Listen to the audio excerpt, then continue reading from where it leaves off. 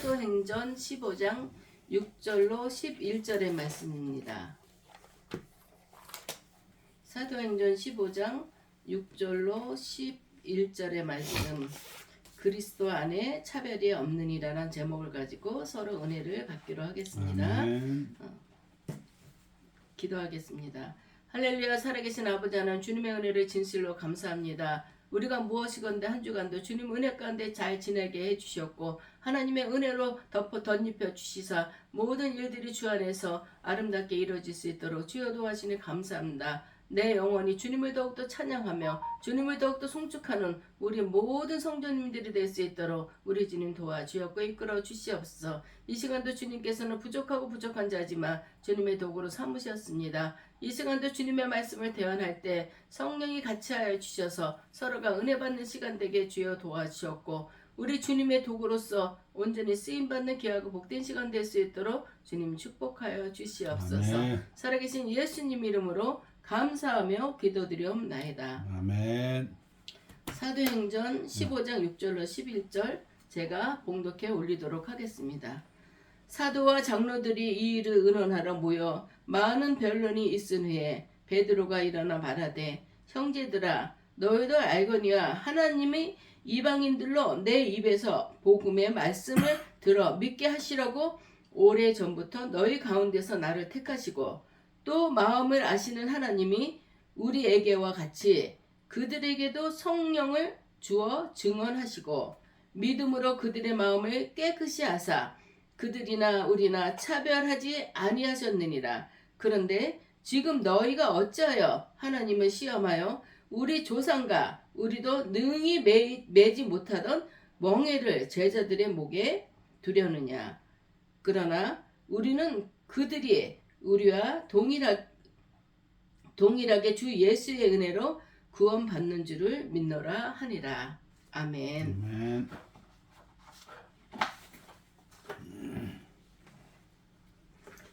우리가 하루하루 산다는 것이 하나님의 은혜가 아니면 살 수 없다는 것을 우리가 시간시간 느끼게 됩니다. 지금 우리나라 지금 모든 것들이 볼 때마다 너무 안타깝고 답답한 일들이 많이 있어요. 그래도 우린 살잖아요. 그래도 우리 마음속엔 소망이 넘치고 왜냐하면 하나님을 믿기 때문에 우리 마음엔 소망이 가득합니다. 아멘. 정말 어둡고 침침한 모든 것들을 볼 때 우리는 기도를 안 할 수가 없어요. 하나님만이 그 문제의 해결자이시기 때문에. 근데 참 오늘 결과가 어떻게 나왔는지 모르겠지만 나라가 지금 너무 어수선합니다. 이거를 누가 잘했다 잘못했다든 우리가 입술로서 판단하기 이전에 우리는 하나님 앞에 기도해야 됩니다. 하나님의 뜻이 없는 건 하나도 없어요.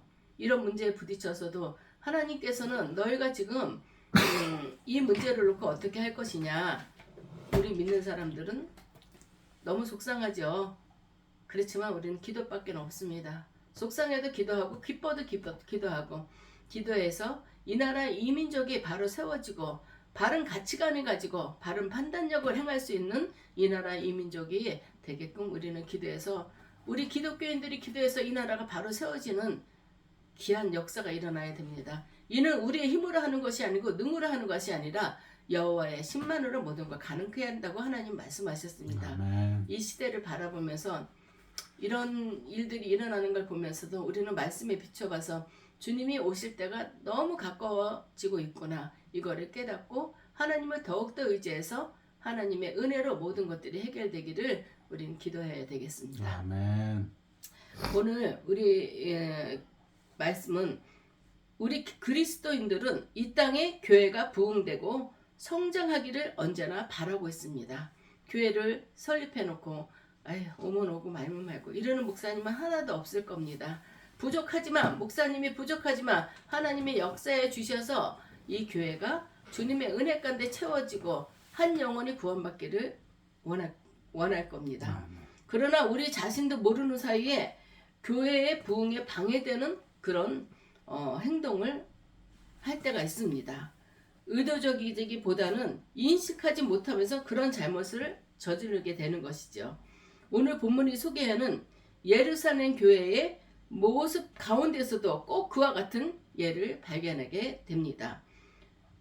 오늘 본문 6절에 이렇게 시작되죠. 사도와 장로들이 이 일을 의논하여 모여, 이 말씀이 나옵니다.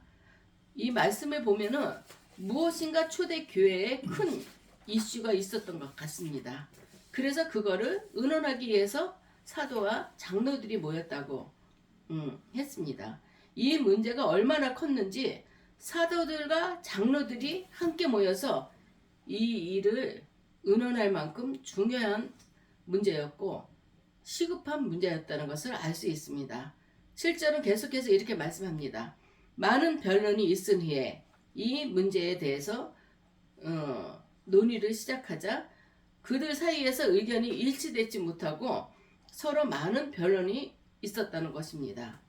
도대체 무슨 문제이길래 예루살렘에서 시작된 복음의 이런 역사가 온 유대와 사마리아와 땅끝까지 급박하게 진행되는 이때에 모든 사도들과 장로들이 한 자리에 모여서 이 문제를 놓고 갑론을박을 해야 되는지, 그리고 그들이 다투었던 의제는 단 하나뿐이었던 것을 우리는 알 수 있습니다. 사도행전 15장 1절에 보면은 어떤 사람들이 유대로부터 내려와서 형제들을 가르치되 너희가 모세의 법대로 할례를 받지 아니하면 능히 구원을 받지 못하리라, 이렇게 말씀이 나와 있습니다.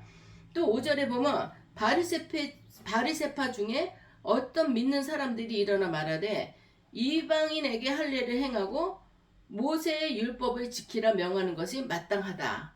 그러니까 여기서 이 내용을 볼 때 유대인과 이방인 그들의 복음을 가지고 얘기가 오고 가고 했던 것 같습니다.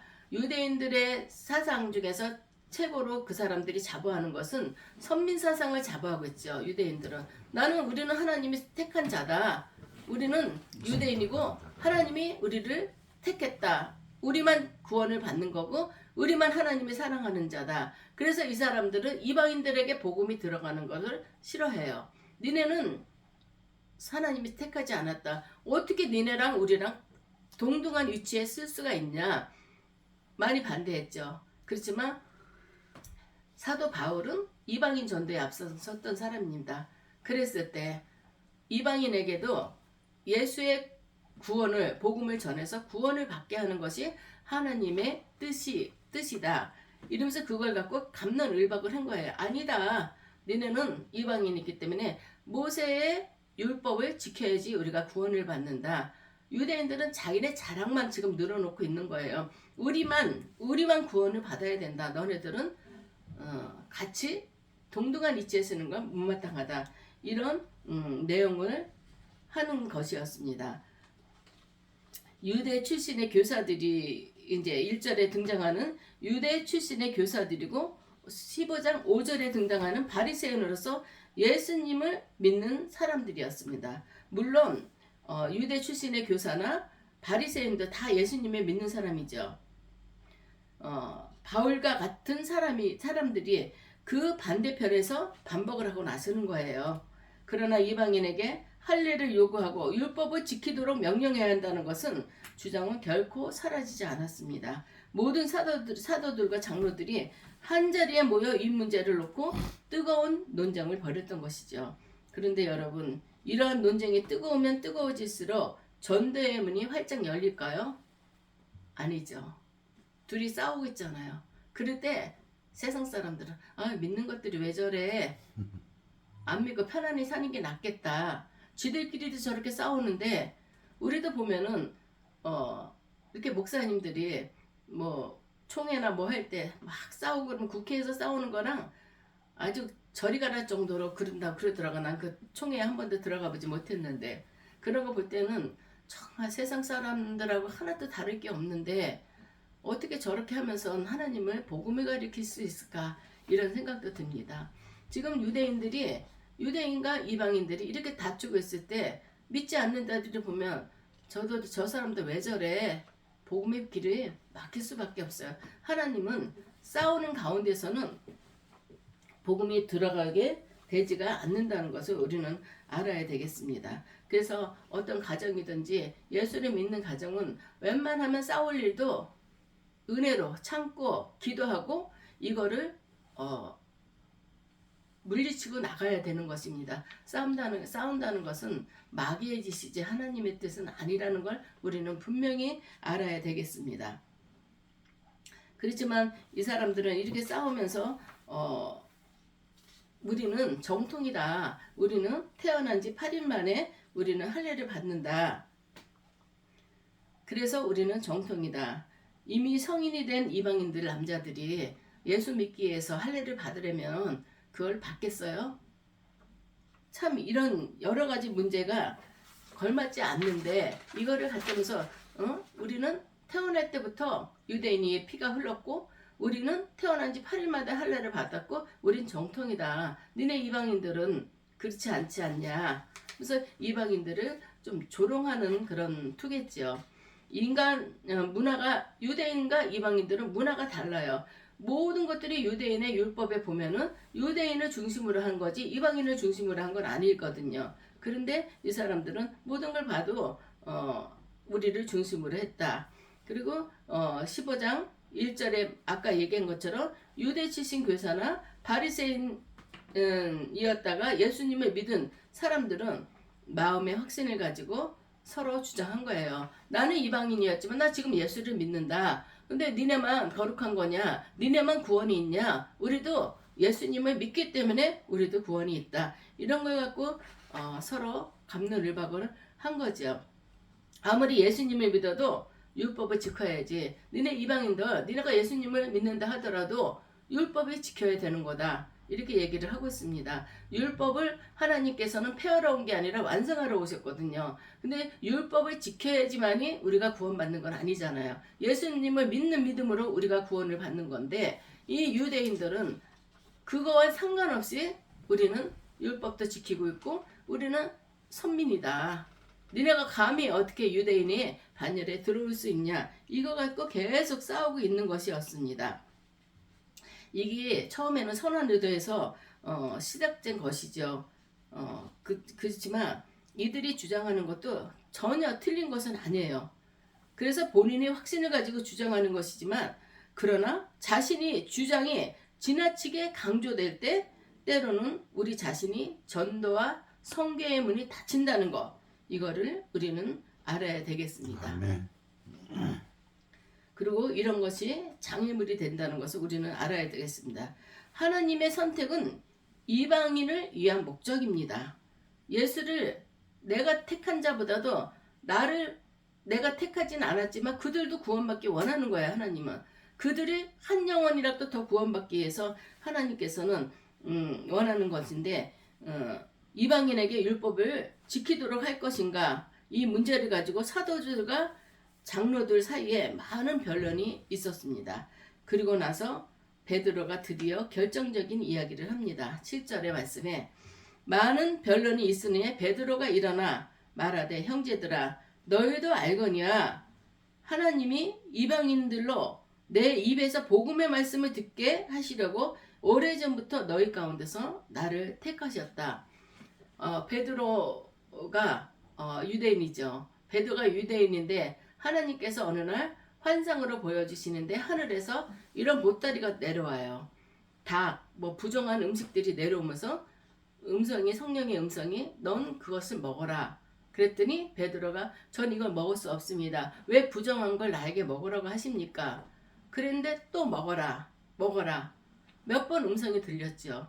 그렇지만 베드로는 아니에요. 저는 이 음식을 먹을 수 없습니다. 이건 부정한 음식이라 그랬는데 성령의 음성이 내가 거룩하다면 거룩한 거지 네가 왜 내가 주는 것을 부정하다고 네가 반문을 하느냐.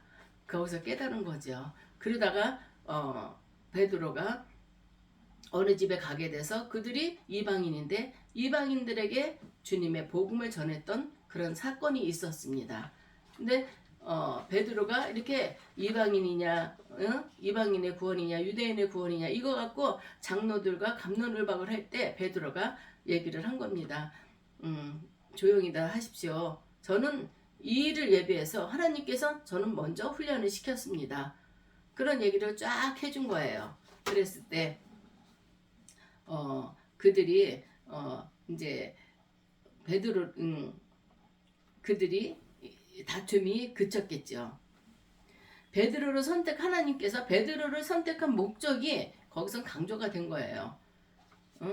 형제들아 너희도 알거니와 이제 하나님 알거니와 이렇게 얘기했어요. 이거는 하나님의 목적을 알게 되는 것입니다. 하나님이 이방인들로 내 입에서 복음의 말씀을 듣게 하시려고 나를 이렇게 부정한 음식을 주시면서 먹으라 하면서 나에게 깨달음을 주신 거다. 이거는 이방인들에게도 복음을 나팔을 불어라. 이런 목적이었다는 것을 이제는 알게 된 것입니다. 베드로를 사도로 세우기 위해 예수님께서는 3년 동안 베드로와 동고동락 하셨죠. 여러분 인류 역사에서 베드로만큼 하나님의 놀라운 은혜를 받아서 누린 사람이 있을까요? 하나님의 아들이시여 곧 하나님이신 예수님과 3년 동안 동고동락 했어요. 우리의 구주이신 예수님과 가장 가까이 지내면서 예수님의 말씀을 직접 들었고 예수님으로부터 직접 가르침을 받았습니다. 예수님의 그 놀라운 사랑을 3년 동안 풍성히 받아서 누렸던 그런 사람입니다. 그런데 바로 그 베드로가 무엇이라고 말씀하고 있습니까? 하나님께서 베드로를 자신을 선택하고 풍성한 은혜를 베풀어 주신 이에는 하나님의 분명한 목적이 있기 때문입니다. 그 이유의 목적이란 아직 하나님을 모르는 이방인들에게 복음을 전해서 그들도 하나님의 백성이 되게 하려고 하기 위함이라고 얘기를 하고 있는 것입니다. 여러분, 하나님은 아직 하나님을 알지 못하는 이방인들, 아직 예수님을 믿지 않는 불신자들에게도 복음이 전해지길 원하고 계십니다. 때로는 볼 때 저 사람은 정말 저 사람은 바늘로 찔러도 피 한 방울 안 날 사람이고 예수의 복음에 들어가지도 않을 사람인데 시간이 흐른 다음에 보면 그 사람이 예수를 믿어요. 참 신기하죠. 그게 하나님의 역사예요. 하나님은 우리가 감리교에는 만인 구원설이 있고 장로교에서는 예정설이 있어요. 하나님은 우리가 이 땅에 태어나기 전부터 하나님의 백성들을 예정해 놨다. 근데 우리는 그 예정한 사람이 누군지 모르잖아요. 예정한 사람은 어떻게 해서든지 간에 하나님 앞에 오지만 하나님이 우리 예수님이 언제 재림하실지 모르잖아요. 이 사람이 예수를 영접하지 않았을 때 예수님이 오면 아무리 예정한 사람이라도 주님의 나라에 들어갈 수 없기 때문에 우리는 전하고 증거해야 되는 겁니다. 누구든지 만나면 저 사람이 예정된 자인지 아니면 낙오된 잔지를 우린 모르기 때문에 무조건 전해야 되는 거예요. 구원에 이르게 하기 위해서. 근데 우리가 그 사람들에게 주님의 복음을 끝까지 우리는 전해야 되는 것입니다. 그런데도 여기서는 유대인이냐 이방인이냐 하고 싸운다는 것이 베드로가 보기에는 참 안타까운 일이죠. 그렇기 때문에 베드로가 이렇게 얘기했어요. 그 사람들이 보기에 베드로가 얼마나 권위 있어요. 난 예수님과 3년을 또 쫓아다녔다. 난 예수님으로부터 직접 교육을 받은 사람이다. 너네들은 선지자를 통해서 교육받았지만 난 예수님을 통해서 이 교육을 받은 사람이다. 그러면서 말하기를 예수님은 우리를 통해서도 이방인들 하나하나가 주님 앞으로 돌아오길 원한다. 이거를 베드로가 얘기했던 것입니다. 그리스도의 복음을 전하기 위해서 주님은 나를 쓰셨다. 이런 얘기를 하고 있었던 것입니다. 여러분이 교회 안에 누리는 은혜가 풍성하면 풍성할수록 여러분은 아직도 교회 밖에서 하나님 없이 살아가는 사람들에게 복음을 전해야 된다는 것입니다. 우리가 은혜가 풍성하면 풍성할수록 은혜가 넘치면 물이 차고 넘치면 밖으로 흐르게 되어 있습니다. 우리가 은혜가 풍성하면 풍성할수록 그 은혜를 밖으로 나가서 전해야 되는 것입니다. 우린 그런 사명을 가지고 있는데 이거 갖고 갑론을박하면서 니네 구원받냐 내가 구원받냐 내가 먼저냐 네가 먼저냐 이렇게 싸운다는 것은 복음의 길을 전도의 길을 받고 있다는 것을 얘기하는 것이라는 것입니다. 먼저 베드로는 먼저 하나님께서 베드로 자신을 선택하신 목적을 언급했지요. 그리고 계속 베드로는 그 점을 더욱 분명히 하기 위해서 성령의 역사를 지적하고 있습니다. 8절에 보면 또 마음을 아시는 하나님이 우리에게와 같이 그들에게도 성령을 주어 증언하시고 이렇게 말씀이 나옵니다. 우리 각 사람의 마음을 아시는 하나님께서 우리 유대인 그리스도인에게 성령을 주신 것이 아니라 이방인 중에서 예수님을 믿는 사람들에게도 동일하게 성령을 부어주셨다는 것이에요. 니네만 준 게 아니라 이방인에게도 성령을 부어주셨다. 이거를 강조하고 있는 것입니다. 실제로 베드로는 성령의 인도를 받아 로마 군대의 백부장이었던 고넬료의 집을 찾아갔습니다. 그것에서 고넬료를 만나서 예수 그리스도의 복음을 전해줬어요.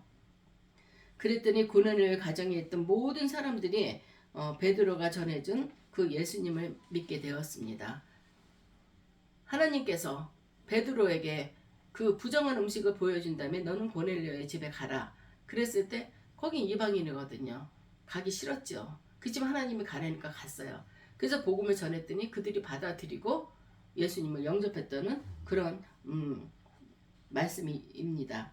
유대인들에게 임하셨던 성령님이 고넬료를 비롯한 이방인에게도 동일하게 임하셨다는 것입니다. 바로 그때 베드로가 깨달은 겁니다. 하나님께서 성령을 유대인에게만 주시는 것이 아니라 이방인에게도 부어주신다. 너희만 유대인이 하나님의 택한 선민이 아니라 이방인도 하나님의 사랑하는 자다. 니네 교만을 버려라. 예수의 복음은 이방인에게나 유대인에게나 똑같이 성령님은 너네들 안에만 있는 게 아니라 이방인에게도 성령이 역사하고 있다는 것을 그들에게 말하고 있는 것이었습니다. 이것은 거부할 수 없는 하나님의 증거잖아요. 여러분, 우리 시대에도 성령의 역사는 분명히 일어나고 있습니다. 특별히 전도의 현장이나 또 그리고 선교의 현장에서 성령의 역사가 불처럼 일어나고 있다는 것을 알아야 되겠습니다. 멀리 갈 것도 없습니다. 우리 교회 주변에도 성령께서 우리 시대에 이방인들에게 임하시는 사건들이 계속해서 일어나고 있다는 것을 우리는 알게 모르게 알게 되는 것입니다. 아멘. 그냥 그러려니까 그렇게 우연의 일치로 그렇게 됐겠지. 그렇지만 절대 우연의 일치라는 건 없어요. 하나님이 역사하시고 하나님이 그 사람을 사랑하시기 때문에 어떤 사건을 통해서도 성령이 역사해 주시고 깨달음을 주시고 예수를 나의 구주로 영접하게 하시는 일들을 하고 계십니다. 이방인에게 임하시는 그런 사건들이 계속해서 일어나죠. 예수 안 믿는 자들도 맞아. 그럴 때 이방인들도 정말 하나님의 역사가 일어날 때 우리 먼저 믿는 자들이 그래 하나님이 도와주셨다. 너를 이처럼 사랑하고 있는데 네가 정말 하나님을 나의 구주로 고백하지 않으면 되겠냐. 이래서 우리는 또 복음을 전하고 한 영혼을 살리는 것입니다. 베드로는 하나님께서 자신을 선택한 목적이 이방인에게 복음을 전하라는 것이라고, 그리고 이방인에게 성령께서 임하는 것이 그 증거라고 얘기하고 있습니다. 이제 베드로는 논쟁의 핵습을 찌르는 선언을 하게 됩니다. 9절 보면 믿음으로 그들의 마음을 깨끗이 하사 그들이나 우리나 차별하지 않으시니라. 이렇게 말씀하고 있죠. 하나님은 이방인의 마음을 믿음으로 깨끗하게 하셨다는 것입니다. 그리고 베드로는 담대하게 또 선언하죠. 하나님은 유대인이나 이방인이나 차별하지 않으셨습니다. 하나님이 보시기에는 이방인과 유대인 사이에는 차이도 없고 차별도 없습니다. 여러분은 이 사실을 수긍하실 수 있으신가요? 하나님께서 보시기에는 지난 수천 년 동안 제사를 드리고 예배를 드려온 유대인이나 또 하나님과 상관없이 살아왔던 이방인이나 조금도 차이가 없고 차별도 없으십니다. 괜히 유대인들이 자기네들 선민의식 때문에 그거는 일종의 교만이라고 볼 수 있습니다. 어떤 점에서 차이가 없는지 두 가지를 예를 들겠습니다. 첫째는 우린 누구든지 다 죄인이에요. 유대인이나 이방인이나 다 죄인이에요. 거기서 유대인이나 이방인이나 차이가 없는 것입니다. 다 죄인이었기 때문에 물론 하나님 없이 살아가는 이방인들이 죄인이겠죠. 유대인들은 이제 조상 대대로 하나님을 믿었기 때문에. 그렇지만 이방인들은 하나님의 율법과 상관없이 살았어요. 주님을 모르기 때문에. 그러니 그들이 죄인인 것이 사실입니다. 그러면 유대인은 어떻겠습니까? 유대인은 율법을 알고 율법을 지키고 율법을 실천하게 했기 때문에 의인일까요? 과연 구약 성경에는 유대인이 하나님의 율법을 온전히 지키고 순종하는 의인이었다고 말하고 있지는 않습니다. 오히려 구약 성경은 하나님의 특별한 은혜를 받은 유대인들이 하나님의 마음을 더 아프게 만드는 그런 주범이었다고 얘기하고 있습니다. 그러니 유대인이나 이방인이나 하나님 앞에서는 똑같이 죄인이었죠. 여러분은 신앙생활을 열심히 하셨다고 생각하십니까? 여러분은 지금까지 주일을 성수하고 여러 가지 기도에 참석하고 나름대로 나 교회를 위해서 봉사도 하고 헌신도 했다. 나 11조도 제대로 10의 1조를 꼬박꼬박 했다. 이러는 분들 떼먹은 적이 없다. 주일날 나는 주일 헌금도 하고 또 주일 감사 헌금도 하고 교회 헌신하는 일은 앞장서서 했다. 그랬다고 이 사람만 정말 하나님이 사랑하는 걸까요? 이 사람이 정말 온전한 크리스찬이고 온전한 하나님을 섬기는 자일까요? 그거는 아니라고 봅니다. 아무리 교회 안에서는 내 체면과 내 위치 이거를 나타나기 위해서 열심히 할 수도 있어요. 근데 그렇게 한 사람들 그 믿음도 대단한 거죠. 이게 다 하나님. 근데 모든 것을 하나님 앞에 드릴 때 이게 하나님에서부터 왔기 때문에 내가 하나님 앞에 아무 조건 없이 하나님 거니까 하나님 앞에 드린다. 이런 생각을 하고 드리면 괜찮은데 내가 누군데 내가 누구니까 내가 진짜 교회에서 볼 때도 내가 사회적으로도 어떤 사람인데 이 정도 헌금은 해줘야지. 이런 사람들이 참 많아요. 내 의를 위해서 하는 사람들이 많다는 것입니다. 그런 것들은 그런 행위들은 우리가 버려야 되는 그런 행위라고도 할 수 있죠. 아무리 열심히 교회에서 신앙생활을 하고 교회를 위해서 봉사했을지라도 우리 행위와 우리 마음과 우리의 언어가 하나님 앞에 죄인으로 드러난다는 점에서 우리는 불신자들과 다를 것이 아무것도 없다는 것입니다. 이방인과 유대인들은 모두 하나님 앞에 죄인이라는 사실에서 차이가 없습니다. 차별도 없어요.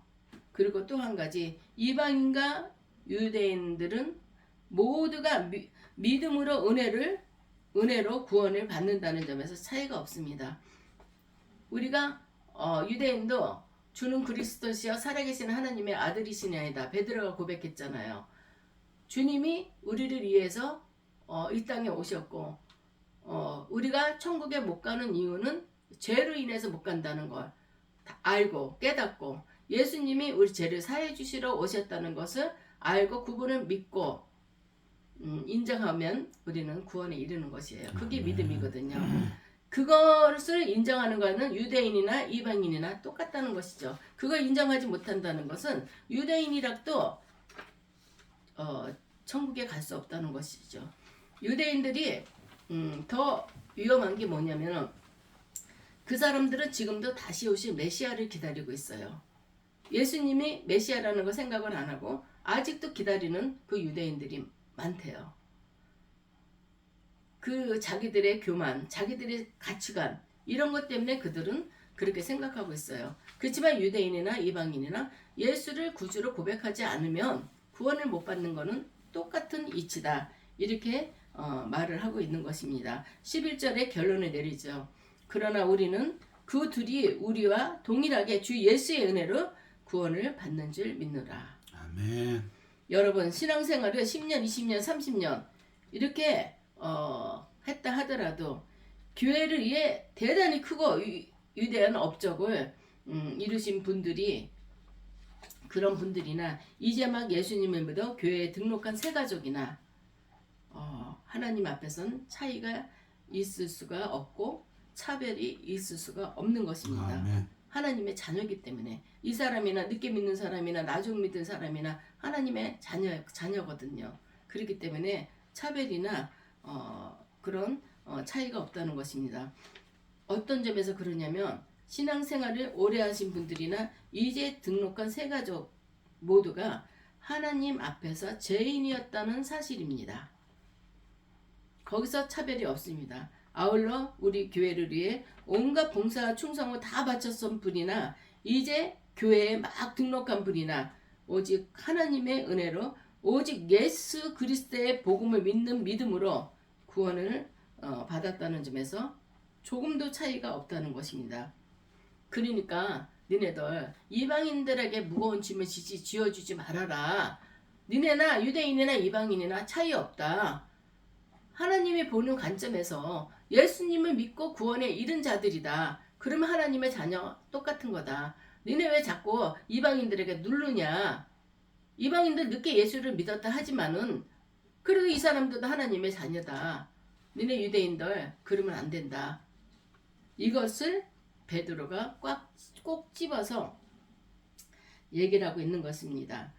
그런데 지금 너희가 어찌하여 하나님을 시험하여 우리 조상과 우리도 능히 매지 못했던 그 멍에를 제자들의 목에 두려느냐. 우리 조상과 우리도 능히 매지 못했던 그 무거운 멍에를 제자들의 목에 두려느냐. 여러분, 하나님 관심은 분명합니다. 하나님을 알지 못했던 그런 죄인 한 사람이 돌이켜 예수님을 믿음으로써 구원을 받는 것입니다. 바로 이 일에 우리의 모든 관심과 주의를 집중시켜야 됩니다. 복음에 거치는 자가 아니라 전도와 선교를 위해서 귀하게 쓰임받는 우리가 되어야 됩니다. 우리는 옛날부터 우리 조상 대대로 참 그런 얘기할 때 보면 부럽기도 해요. 대단한 집안이에요. 우리 조상 대대로 증조 할아버지도 장로, 할아버지도 장로, 아버지도 장로, 우리 집안은 그래. 이렇게 얘기들을 해요. 근데 그 사람 믿음을 보면은 뜨겁지도 차갑지도 않아요.